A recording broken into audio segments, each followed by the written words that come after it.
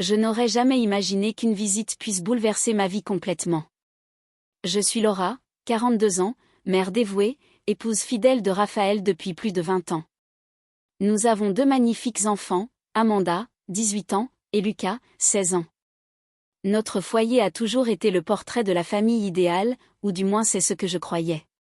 Raphaël et moi nous sommes mariés très jeunes, construisant notre vie ensemble, et au fil des années, je n'ai jamais donné de raison à quiconque de douter de mon rôle d'épouse et de mère. J'étais fière de tout garder sous contrôle, une maison en ordre, des enfants heureux, un mari serein. Mais il est curieux de voir comment le destin a une manière imprévisible de nous mettre à l'épreuve. Soudain, sans aucun avertissement, quelque chose qui semblait si solide commence à s'effondrer, et c'est exactement ce qui s'est produit lorsque Diego est venu nous rendre visite. Diego, mon neveu de 23 ans, était le fils de mon frère aîné, quelqu'un que je voyais rarement. Il vivait dans une autre ville, faisait ses études à l'université, et ces derniers temps, nous nous étions éloignés. Alors, quand il m'a annoncé qu'il passerait quelques jours chez nous, je n'ai pas pu dire non. J'avais toujours eu beaucoup d'affection pour lui. Après tout, Diego avait été comme un fils aîné, grandissant aux côtés de mes enfants. Mais ce jour-là, en le voyant debout sur le pas de la porte, j'ai à peine pu le reconnaître. D'un adolescent maigre et maladroit, Diego s'était transformé en un jeune homme grand et athlétique, et je me suis surprise à remarquer des détails que peut-être je n'aurais pas dû voir, ce sourire facile, ses yeux pétillants de vie, la manière dont il serrait ma main. Cela m'a troublée d'une façon à laquelle je ne m'attendais pas. « Tante Laura », s'est-il exclamé d'un ton joyeux qui rappelait le bon vieux temps, avant de me prendre dans ses bras avec force, me soulevant du sol l'espace d'une seconde. Une étrange étincelle a parcouru mon corps. Quelque chose dans la fermeté de cette étreinte m'a déconcerté. « Eh bien, Diego, tu as tellement grandi », ai-je commenté, tentant d'ignorer la vague de chaleur qui s'était répandue dans ma poitrine. C'était mon neveu, et pourtant, il y avait eu en cet instant une brèche invisible qui s'était ouverte, une barrière que je ne savais même pas exister. Au début, la visite s'est déroulée sans encombre, même avec une certaine légèreté. Diego s'est tout de suite entendu avec Amanda et Lucas, comme toujours. Il parlait de la fac, de ses projets d'avenir, et son énergie remplissait la maison d'une nouvelle vitalité. Raphaël était en déplacement pour le travail, comme souvent lors des périodes chargées, et j'étais seule avec les enfants. Diego était une agréable compagnie. Il m'aidait même dans les tâches ménagères. Peu à peu, je me suis habituée à sa présence, à son sourire, jusqu'à ce que tout cela me semble naturel. Mais lors d'une nuit d'été étouffante, quelque chose a commencé à changer, et ma vie, jusque-là si paisible, ne serait plus jamais la même. Ce retour de Diego avait un goût irréel. Je me souviens encore du moment exact où il est apparu à la porte, son sourire éclatant illuminant son visage, allé par le soleil, m'appelant « Tante Laura » avec un enthousiasme presque exagéré. À 23 ans, Diego n'était plus le garçon chétif dont je gardais le souvenir. Il avait grandi. Sans hésiter, il s'est avancé vers moi et m'a enveloppé dans une étreinte serrée. Son corps ferme pressé contre le mien m'a provoqué un frisson étrange qui a remonté le long de ma colonne vertébrale, réchauffant ma peau. L'espace d'une fraction de seconde, j'ai cru imaginer des choses. Ce n'était que Diego, mon neveu adoré, mais quelque chose dans ce contact, dans cette étreinte chaude et proche, a fait battre mon cœur plus vite d'une façon à laquelle je ne m'attendais pas. « Eh bien, Diego, comme tu as changé », ai-je commenté, tentant de masquer mon trouble. Il a ri, un rire léger, détendu, qui rendait encore plus évidente sa nouvelle présence d'adulte. C'était étrange. En le regardant, je voyais à la fois le petit garçon qui courait dans le jardin et l'homme confiant, presque mystérieux, qui se tenait devant moi à cet instant. Le reste du séjour s'est déroulé avec la même joie que d'habitude. Diego a rapidement retrouvé sa routine, échangé des histoires avec Amanda et Lucas sur ses journées à l'université, parlé de ses projets et de ses rêves. Raphaël, mon mari, était en voyage d'affaires, alors j'essayais de profiter de ces jours pour être une mère présente et en même temps accueillir Diego à la maison. Tout semblait normal, et tout l'aurait été si ce n'était cette sensation que cette étreinte avait laissée en moi, un frisson étrange, un contact que je n'arrivais pas à chasser de mon esprit. Je me surprenais à y penser à des moments inattendus, revisitant ce souvenir malgré moi, comme on revisite une pensée interdite. C'était un sentiment nouveau, troublant, qui se cachait dans les heures les plus silencieuses, comme un secret que je n'avais même pas le courage d'admettre. Mais il n'y avait rien de plus que cela, ou du moins c'est ce que je tentais de me convaincre. Après tout, tout était sous contrôle. Diego était le même neveu chéri. Les premiers jours ont passé tranquillement, entre rires et routine habituelle. Mais par une nuit étouffante, avec Raphaël toujours absent et les enfants déjà endormis, quelque chose allait se produire, quelque chose qui me prouverait que, malgré tous mes efforts pour l'ignorer, cette rencontre serait bien plus profonde qu'un simple souvenir passager. L'horloge dépassait déjà 11 heures. La maison était plongée dans le silence. Les enfants dormaient. Dehors, la rue semblait vide, et moi, me sentant en sécurité, je circulais dans la maison vêtue de ma légère nuisette, comme toujours. Alors que je vérifiais si les fenêtres étaient fermées et les lumières éteintes, une habitude stupide qui faisait rire Raphaël, qui me disait toujours que je devais me détendre davantage. Cette nuit-là, je ne sais pas pourquoi, l'air me semblait différent, presque chargé. La routine que j'accomplissais religieusement me rendait désormais nerveuse. Je suis allée à la cuisine chercher un verre d'eau, essayant de chasser cette anxiété qui me faisait rire de moi-même. Lorsque j'étais dos tourné, concentré sur le son de l'eau remplissant le verre, j'ai entendu des pas légers derrière moi. Un frisson a parcouru ma colonne vertébrale, et en me retournant, je suis tombée nez à nez avec Diego, figé sur le seuil, me regardant d'une manière que je n'avais jamais vue auparavant. La cuisine semblait plus petite, l'air plus dense, et pour la première fois, j'ai ressenti un pincement de timidité. Son expression était sérieuse, mais ses yeux brillaient d'une lueur intense et troublante, comme s'il me voyait sous un jour nouveau, trop audacieux. « Désolé, tante, je suis juste venu prendre de l'eau », murmura-t-il, la voix plus rauque d'habitude. Il s'approcha, et ce mince espace entre nous sembla rétrécir encore davantage. Mon cœur s'emballa, et ce n'est qu'à cet instant que je réalisai la transparence de ma nuisette sous la lumière jaunâtre. Une chaleur soudaine monta à mon visage, et je croisai les bras dans une tentative de me couvrir. « Bien sûr, Diego », dis-je en essayant de paraître décontracté, mais sans parvenir à dissimuler l'agitation dans ma voix. « Fais comme chez toi. » Il resta immobile un instant, et j'eus l'impression que le temps s'était figé. Je sentis son souffle près de moi, le parfum frais de son eau de toilette mêlé à la chaleur de la nuit, et avant que je puisse réfléchir, j'entendis sa voix dans un murmure presque inaudible. « Tu es si belle, tante Laura. » C'était si inattendu, si intense, que j'avais l'impression que le sol se dissolvait sous mes pieds. À cet instant, il n'y avait plus de cuisine, plus de maison, plus de lien de parenté, seulement son regard accroché au mien, chargé de quelque chose de défendu et d'irrésistible. Et puis, à l'instant même où tout semblait n'être qu'un délire fiévreux, il s'est approché encore plus et m'a embrassé. Les jours qui ont suivi cette nuit d'été ont ressemblé à une danse maladroite où je tentais à tout prix d'éviter le regard de Diego, mais je savais qu'à chaque seconde, il se rapprochait un peu plus, prêt à m'atteindre. Je me répétais que tout cela n'avait été qu'une erreur, un moment de faiblesse qui ne devait pas se reproduire.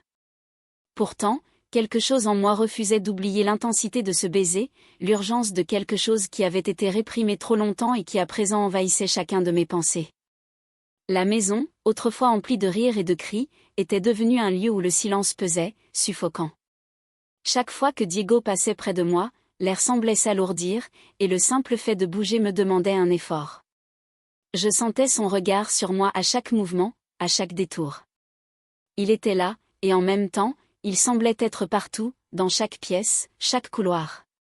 Sa présence m'observait, tapie dans chaque recoin, attendant quelque chose que je ne savais comment éviter. Je le voyais dans les ombres des coins de la maison, dans le reflet de la fenêtre du salon, et dans les rares moments où je me retrouvais seule avec lui, je ne pouvais plus me mentir à moi-même. Je savais ce qu'il voulait, et pire encore, je savais que d'une certaine manière, je le voulais aussi. Peu importait combien de fois je me répétais qu'il fallait ignorer, détourner mon attention sur les filles ou sur n'importe quoi d'autre assez puissant pour me distraire. C'était comme si le destin avait tissé entre nous un fil invisible, un fil que rien ne pouvait couper. Même si j'essayais, je n'y arriverais pas, peu importe à quel point je le voulais. Cet après-midi-là, sous un soleil bas et une maison plongée dans le calme, je me retrouvais seule une fois de plus avec Diego. Je pliais quelques vêtements dans la buanderie, absorbée dans mes pensées, sans me rendre compte qu'il était là jusqu'à ce que j'entende la porte du salon se refermer derrière lui. Le bruit du loquet résonna comme un avertissement, et avant même que je puisse me retourner, il était déjà là, avec ce regard qui me faisait trembler. Il s'avança lentement, et chaque pas qu'il faisait sembla résonner à mes oreilles. « Laura » dit-il d'une voix si basse, si intense, qu'elle me fit m'arrêter un instant. J'ai essayé de reculer, mais la machine à laver m'en empêcha, me forçant à affronter ce que je ne voulais plus affronter. « Il n'y a rien à dire, Diego », tentai-je de répondre, cherchant à paraître ferme, mais ma voix trembla presque, comme si une partie de moi savait déjà qu'il n'y avait plus de retour possible. Il ne répondit pas immédiatement, mais s'approcha de nouveau, ses yeux fixés aux miens. Pendant un instant, tout autour de nous sembla disparaître. La distance entre nous paraissait se réduire, et le temps s'étirait, lourd et lent, comme si l'univers retenait son souffle en attendant ma réaction. Et c'est à cet instant précis que quelque chose se brisa en moi. Je savais que j'avais tort, que je franchissais une limite que je n'aurais pas dû franchir, mais il était impossible de nier ce qui était en train de se passer, ce qu'il me faisait ressentir. Quand ses lèvres ont touché les miennes à nouveau, il ne restait plus aucune force pour résister. Tout céda en un baiser frénétique, comme si c'était notre dernière chance, le dernier acte de quelque chose qui nous entraînait sans que nous puissions le contrôler. Il n'y avait plus de mots entre nous, seulement l'urgence de nos corps se trouvant, le besoin de quelque chose d'impossible à expliquer. Et au fond de moi, je savais que d'une certaine manière, c'était le point de départ de quelque chose qui était déjà en marche, inévitablement, quelque chose qui me ferait peut-être perdre définitivement le contrôle. Je me suis reculé brusquement, tentant de retrouver ma contenance.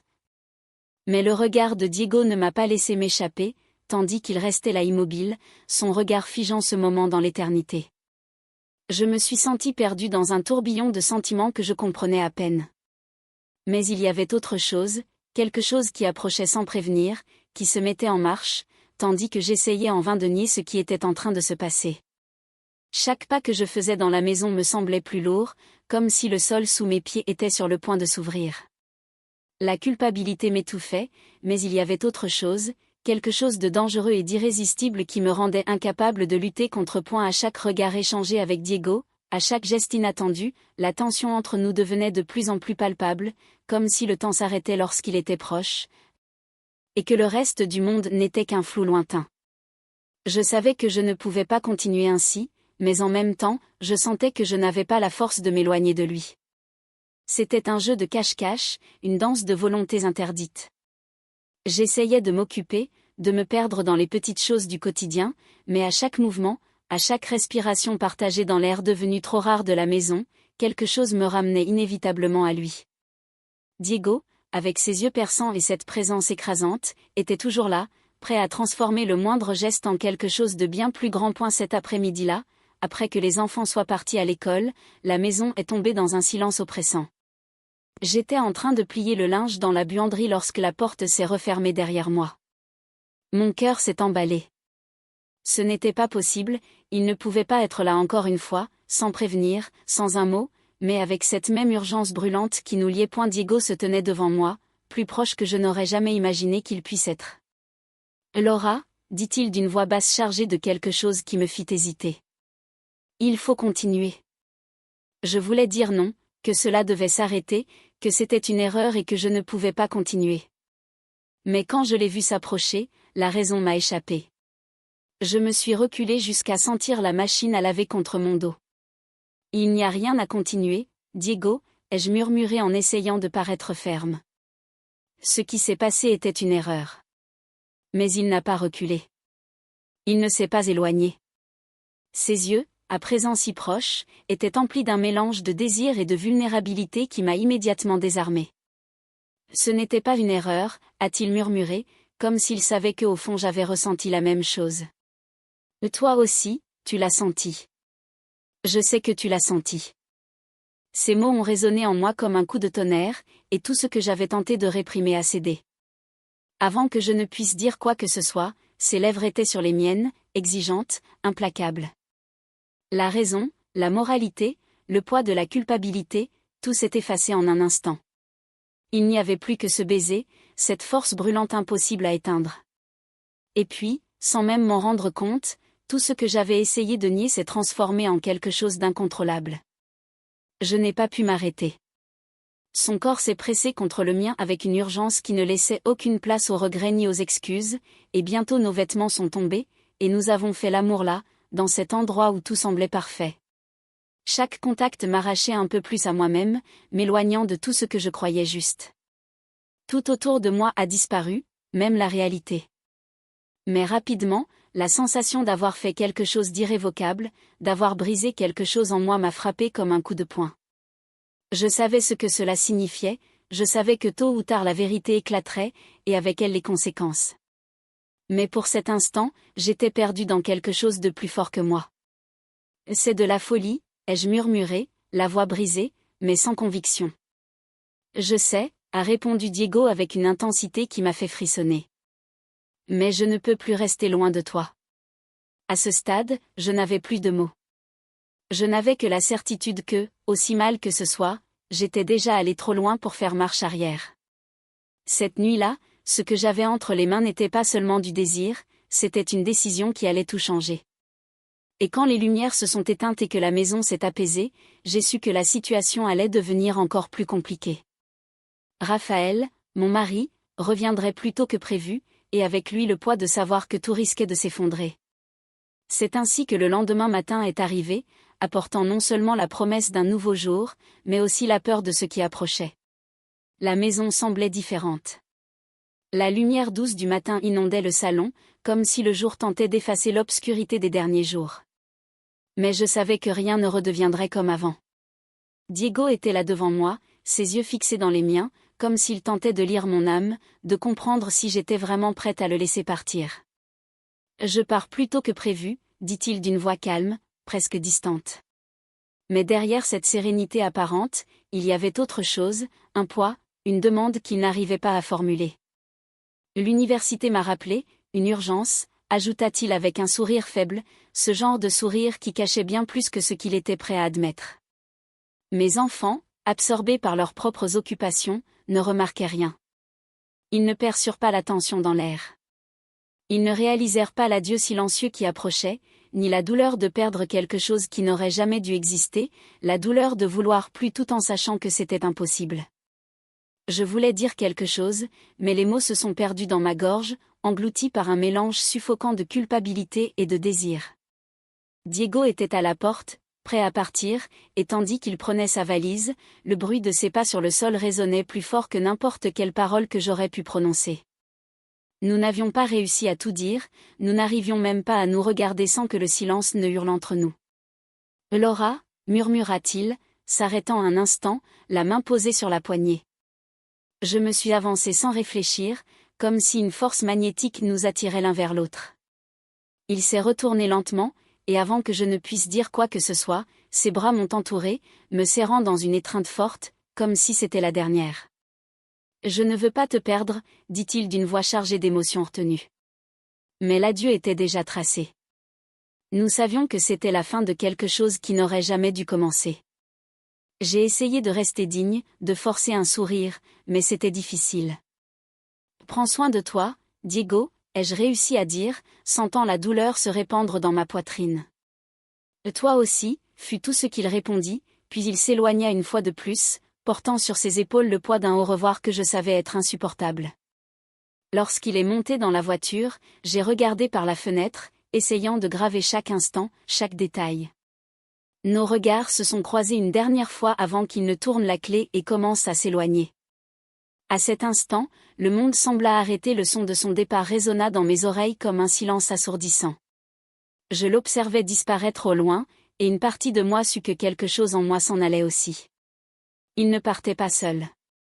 Une part de moi, la femme que je pensais être, s'effaçait avec lui. Point désormais seul dans la maison, la question la plus difficile flottait dans l'air, que faire de tout ce qui restait ? La culpabilité, le désir inassouvi, les fragments d'un moment vécu, tout était encore là. Mais ce qui viendrait ensuite, la réponse, je le savais, ne tarderait pas à arriver, et quand elle viendrait, elle ne serait pas facile à affronter. Le temps passa, mais les traces de cette histoire restèrent en moi comme des tatouages invisibles. Raphaël est rentré cette nuit-là. Dans ses yeux brillait la joie simple d'être de retour chez lui. Pour moi, il y avait un poids immense, une ombre que je tentais de cacher derrière un sourire forcé. Quand il m'a serré dans ses bras, j'ai senti mon cœur se contracter, presque physiquement. Il ne savait rien, mais moi je portais un secret, et ce secret me rongeait lentement. Chaque fois que je le regardais, la culpabilité se transformait en une lame invisible enfoncée dans ma poitrine. J'essayais d'aller de l'avant, de faire semblant que rien n'avait changé. J'étais l'épouse, la mère, la maîtresse de maison comme je l'avais toujours été. Mais dans les nuits silencieuses, lorsque tout était calme, le souvenir de Diego revenait implacablement. Le contact de ses mains, la chaleur de ses baisers, son parfum dans mon cou. Cette passion interdite me hantait comme un spectre impossible à exorciser. Je voulais que la douleur s'en aille, je voulais enterrer ce désir qui brûlait encore en moi, mais il était persistant. Chaque moment avec Diego avait été un ouragan de sensations que je n'avais jamais connues auparavant, et cela me laissait troublée, perdue dans un labyrinthe d'émotions contradictoires. Lors des réunions familiales, quand tout le monde était réuni dans le salon, j'essayais d'avoir l'air normal, mais chaque fois que Diego était dans la pièce, nos regards se croisaient dans un silence chargé de sens. C'était comme si le monde autour de nous s'effaçait, ne laissant que ce fil invisible, ce désir partagé que nous ne pouvions plus nier, mais que nous ne pouvions pas non plus révéler. Parfois, il me lançait un sourire subtil, comme s'il comprenait le tumulte qui se déroulait en moi, et en un instant, j'étais transportée de retour à cet été brûlant. Je n'arrivais pas à oublier, et lui non plus. C'était un jeu silencieux, un secret entre nous qui nous liait d'une manière que personne d'autre ne pouvait comprendre. J'ai essayé de rationaliser, de me convaincre que ce qui s'était passé n'était qu'une erreur, un moment de faiblesse. Mais une part de moi savait que ce n'était pas si simple. Ce n'était ni un simple écart de conduite, ni un élan passager. Ce que nous avions vécu était profond, quelque chose qui m'avait bouleversé d'une manière que je ne pensais pas possible. Ce n'était pas seulement du désir, mais une connexion qui, bien que prohibée, était unique. Cela m'avait marqué et transformé d'une façon que je ne pouvais plus ignorer. Les mois ont passé. Diego a continué sa vie, il s'est marié, comme s'il voulait enterrer ce qui s'était passé entre nous, comme si cela n'avait jamais dû exister. J'ai aussi essayé d'avancer. J'étais l'épouse que ma famille attendait que je sois. Je me suis consacrée à mon foyer, à mes enfants, à tout ce qui me semblait juste. Mais chaque fois que le silence envahissait la maison, mes souvenirs devenaient plus vifs. Les nuits, les caresses, les baisers. Ils faisaient désormais partie de moi, une partie que je ne pouvais effacer. 1 an plus tard, j'ai reçu l'invitation au mariage de Diego. En voyant la carte, mon cœur s'est emballé. Il allait construire la vie qu'il avait toujours voulu, et moi, j'étais toujours prisonnière d'un sentiment dont je n'arrivais pas à me libérer. J'étais là, aux côtés de Raphaël, mon mari, observant Diego épouser une autre. Mais au fond, peu importait combien il essayait d'aller de l'avant, je savais que notre histoire ne pourrait jamais être effacée. Pendant la cérémonie, nos regards se sont croisés un bref instant, et dans cet échange silencieux, il y avait une reconnaissance mutuelle, un écho de ce que nous avions vécu. Rien n'avait besoin d'être dit, parce qu'au fond nous savions tous les deux que cette passion ne disparaîtrait jamais. Plus tard, à la réception, nous avons trouvé un moment seul. La pièce était remplie de monde, mais durant 7 secondes, tout s'est estompé autour de nous. « Comment vas-tu » demanda-t-il d'une voix douce, plus mature, mais avec cette même intensité dans le regard. « Bien » répondis-je en mentant comme toujours. « Et toi ?»« Heureux » dit-il, mais il y avait quelque chose dans son ton qui me fit sentir qu'il n'en était pas si sûr. Je savais qu'il portait encore les mêmes souvenirs que moi, et dans ce silence, nous nous sommes compris comme personne d'autre ne le pourrait. « Tu crois que ça finira par passer » murmurai-je. Diego me regarda, ses yeux emplis de tristesse. Il soupira. « Je ne sais pas. Peut-être. Ou peut-être devons-nous apprendre à vivre avec. » Je ne savais pas s'il parlait de nous ou de la vie en général, mais à cet instant, j'ai compris que, peu importait le temps qui passait, peu importaient les changements, ce secret, cet amour interdit resterait gravé en nous comme une marque indélébile. Nous sommes retournés à la fête, chacun suivant son chemin, mais nous portions tous les deux le poids de quelque chose que nous ne pourrions jamais partager avec les autres. Et tandis que les rires et les conversations résonnaient autour de nous, nous savions que, peu importe nos efforts pour tourner la page, une partie de nous resterait figée dans cet été, dans cette folie que nous avions vécue. Et peut-être, aussi douloureux que ce soit, cette partie de nous ne pourrait jamais être effacée.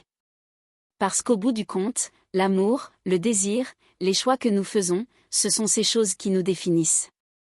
Et même si j'essayais de le cacher, la vérité était là, profondément ancrée dans mon regard, reflétée dans celui de Diego. Un secret partagé, un lien indestructible. Et ainsi s'achève une autre histoire d'amour interdit, de désirs inavoués, mais gravés en nous à jamais. Si cette histoire vous a plu et que vous souhaitez en écouter d'autres comme celle-ci, n'oubliez pas de laisser un like, de vous abonner à la chaîne et d'activer la cloche pour ne rien manquer.